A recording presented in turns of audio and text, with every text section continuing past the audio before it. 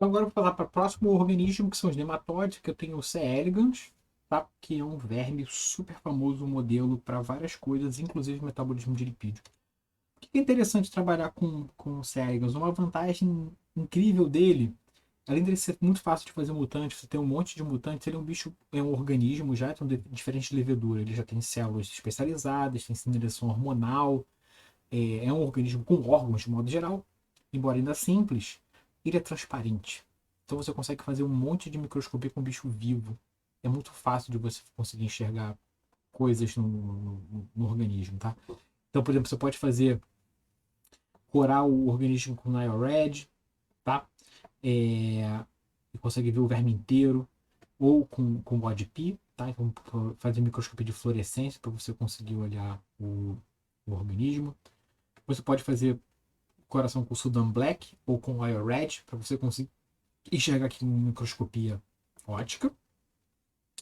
Você pode fazer microscopia de eletrônica, tá? Então você olhar os lipídios com ósmio, ou então você pode fazer isso aqui que é muito legal, que é a espectroscopia com anti-stroke de Raman, que você consegue ver as gotículas de lipídio no bicho vivo, embora seja caro para fazer esse microscópio, eu não conheço ninguém que tenha esse microscópio, pelo menos não na UFRJ. Você consegue fazer uns animais vivos e você consegue, além de olhar as gotículas de lipídio, você consegue fazer relação em quantidade de quanto de lipídio saturado ou insaturado tem. Então é muito legal usar C. elegans para fazer metabolismo de lipídio, especialmente nessa parte de microscopia. Então vamos passar um pouco no metabolismo e coisas interessantes que a gente tem no metabolismo de lipídios e as semelhanças com mamífero. Então você tem síntese de ácidos graxos de novo igual, é super parecido. Então você tem um ACC para fazer acetilcarboxato para fazer síntese de malonil-CoA e ácido graxo sintase. A diferença é que o C. elegans ele tem várias elongases diferentes, ele consegue fazer. Não existe ácido graxo essencial, basicamente, para C. elegans, ele consegue fazer a síntese de elongação e é, insaturação mais do que mamíferos, tá? Então ele consegue fazer 16.0, 18.0, 16.1, 18.1, 18.2, 18.3, 18.4, 24. Ele consegue fazer síntese de vários ácidos araquidônicos, ele consegue fazer sozinho, coisa que a gente não consegue fazer. Então as elongases são super importantes para o C. elegans, tá? Então você tem elongases são que em C. elegans os genes têm uma nomenclatura diferente, tá? Então você tem as letras de um número. Então você tem ELO1 e ELO2, as elongases, tá? Então se você deleta ELO1 e faz inibição da expressão de ELO2, tá? Você tem uma redução da síntese de ácidos graxos de cadeia muito longa, tá? Você está cortando a elongase. Então se você tem ELO1 e você ainda, sem ELO1, você ainda consegue fazer ácidos graxos grandes, aqui de 20, tá vendo? Mas se você faz, não tem ELO1 nem ELO2, esses ácidos graxos que basicamente só mostrando que essas duas elongases são essenciais para a síntese de ácidos graxos de cadeia muito longa. Como eu falei, esse é um organismo mais complexo, então você consegue fazer estudos de fisiologia que a gente não consegue fazer em levedura, porque simplesmente ela não tem os órgãos que você quer estudar. Então, levedura não tem intestino, mas C. elegans tem intestino. Tá? Então, você consegue fazer medir absorção intestinal, por exemplo, com C. elegans. Tá? Então, você poderia estudar a absorção intestinal de lipídios usando isso como modelo. Tá? Então, aqui nesse exemplo que eu trouxe para vocês, tá? Se você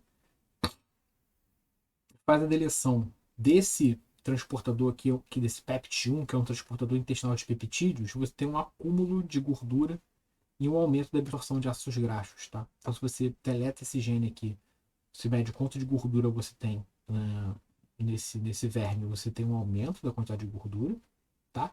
E você vê que você tem um aumento da absorção de ácidos graxos. Então, você bota aqui, dá o ácido graxo verde e olha para onde ele está indo, você tem um aumento da captação. Tá? Por outro lado, se você faz, então, inibe ao mesmo tempo que você inibe o PEPT1, você inibe esse NHX2, que é um trocador sódio-próton, tá? Você tem um bloqueio desses efeitos. Então aqui você vê que os lipídios estão todos foram absorvidos quando você não tem PEPT1, mas se você não tem PEPT1, mas também não tem NHX2, você vê que os lipídios ficam só no lume do intestino. Então você bloqueia essa absorção. Fazendo curto uma história longa, como é que isso funciona? Então, No selvagem, tá? Esse PEPT1 ele é importante para a absorção de peptídeos. Por que ele está interferindo com a absorção intestinal de lipídios? Tá? O que acontece quando você não tem esse PEPT1, tá? Ele faz o transporte de peptídeos, é um cotransporte com prótons. Tá? Quando você não tem essa proteína, você tem um aumento da quantidade de prótons na parte no lumen do intestino, porque você não tem esse transportador que joga o próton de volta aqui para dentro. Isso faz com que você tenha um aumento da a quantidade de próton, da acidez nessa região bem próxima à membrana da célula, o que aumenta então a protonação dos ácidos graxos, eles ficam menos carregados e aí você consegue ter uma atividade maior de flip-flop. Então ele entra meio que a absorção passiva aumenta, tá? Por isso que a absorção intestinal aumenta aqui. Tá? Então você tem um intestino que acaba absorvendo mais lipídio de forma ainda específica ou sem auxílio de proteínas, tá? Então, por outro lado, quando você faz a deleção, você inibe a expressão desse trocador de sódio próton, ou seja, que está jogando o próton para fora, se você, mesmo que você não tenha entrada de próton de novo, sem entrada de próton para a célula, mas você também tem a saída, os níveis de acidez do lado de fora da célula acabam mantendo igual, porque você não está. Os prótons estão entrando, mas também não estão saindo, então o pH fica igual, então você tem uma redução na atividade da absorção devido a essa protonação dos ácidos graxos. Como eu falei para vocês, então a gente tem agora um organismo mais complexo, então você consegue estudar agora a sinalização entre órgãos, por exemplo. Tá? Então, os germes têm algo parecido com insulina, algo parecido com insulina. Tá? São genes chamados da via DAF. Então você tem o gene DAF2, que é um receptor de IGF, e o gene DAF16, que é um gene FOXO, que está envolvido com a via de insulina em mamíferos. Tá? Então, se você faz uma mutação de DAF2, ou seja, você deleta o receptor de IGF, você tem um acúmulo de lipídios em relação a aumenta a quantidade de lipídios, de triglicerídeos nesse verme. E também, se você faz a superexpressão de DAF16, tá, você tem um aumento da quantidade de lipídios. Então, aqui, ó, o vetor, aqui o branquinho, se você superexpressa DAF16, esse bichinho fica mais gordo. Então, você consegue estudar a sinalização de insulina, ativadores ou inibidores de sinalização de insulina no FOXO é inibido por insulina. Então, se você tira a DAF2, o bicho fica mais gordinho. Então, você está tirando a sinalização de insulina, deixa ele mais gordo. Se você superexpressa algo que é inibido por insulina, que é DAF16, o animal fica mais gordo também. Então, você consegue estudar a sinalização de insulina num organismo um pouco mais complexo. E o que é interessante é que DAF2 e DAF16, o nome já diz que eles são basicamente da mesma via, eles estão correlacionados, tá? Então, se eu, de novo, eu mostrei antes para vocês, se eu deleto a DAF2, eu tenho um aumento da quantidade de gordura no verme. Agora, se eu deleto o DAF2 e deleto o DAF16, eu diminuo esse efeito lipogênico da deleção de DAF2. Tá? Então, isso mostra que DAF2 e DAF16 estão na mesma via. Se eu ativar DAF2, eu vou reduzir a quantidade de lipídio porque eu estou bloqueando DAF16. Ainda pensando na sinalização desses genes DAF, tá? Eu tenho o DAF7, que seria o equivalente a TGF-beta, tá? E o seu receptor é o DAF1, que seria o receptor então de TGF-beta de mamífero. Tá? Se eu deleto DAF1 ou DAF7 dos vermes, eu tenho um acúmulo de lipídios. Então eu consigo ver aqui pela marcação por Sonnenberg Black, tá?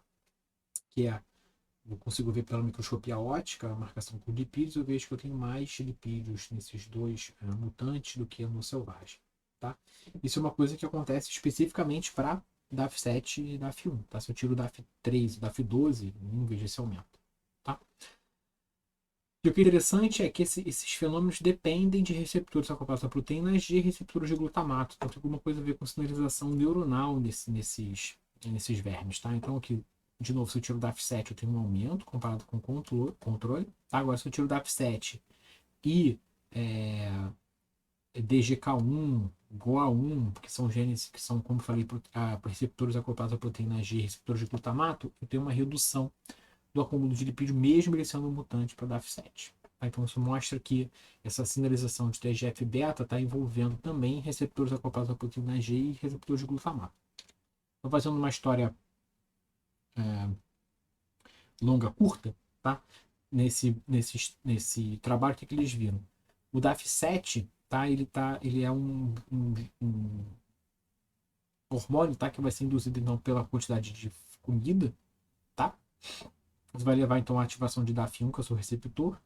Você vai ter uma via de sinalização que vai fazer com que você tenha redução da taxa do quanto o bichinho está comendo e um acúmulo de gorduras por uma via de diferentes receptores envolvidos com transmissão de sinais de glutamato ou receptores ocupados pela proteína G. Então você tem uma sinalização neuronal induzida por esse TGF-beta, uma coisa que também pode ser que aconteça em mamíferos. Tem outros genes que estão envolvidos também, então o Rictor que está envolvido na via de TOR, tá? Então se você tem, aqui no caso aqui é LPO6, então se você tem a deleção de LPO6, você tem um aumento da quantidade de lipídio, tá? Então independente da forma como você faz a deleção, independente da linhagem do mutante, você tem um aumento da quantidade de lipídio aqui marcado por uma arrow red. Tá? E esse efeito é independente de outras sinalizações como o DAF16 que eu já mostrei para vocês, ou AKT. Tá? Então, se você deleta LPO6 e tira DAF16 ou tira AKT, você continua tendo um acúmulo de lipídios.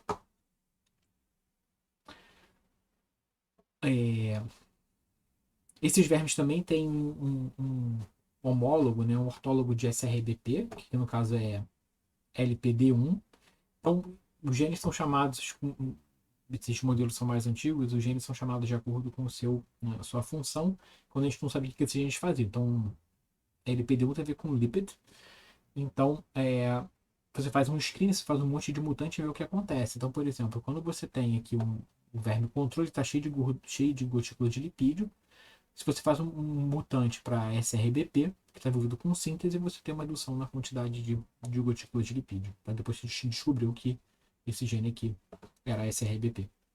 Se você tira LDP2, que é CEBP, que também é um gene, um fator que está envolvido com síntese de lipídio, você tem uma redução da quantidade de lipídio. E o que é legal é que você tem um monte de genes que a gente não necessariamente sabe o que faz. Então, por exemplo, o LPD4 também reduz a quantidade de lipídio e ele é uma citocromo C oxidase. Tá? Mas tem alguns genes que você não sabe o que faz. Por exemplo, o LPD3 é um gene novo. Ele tem um ortólogo em mamífero e a gente não sabe o que ele faz. Mas será que o mamífero funciona? Funciona.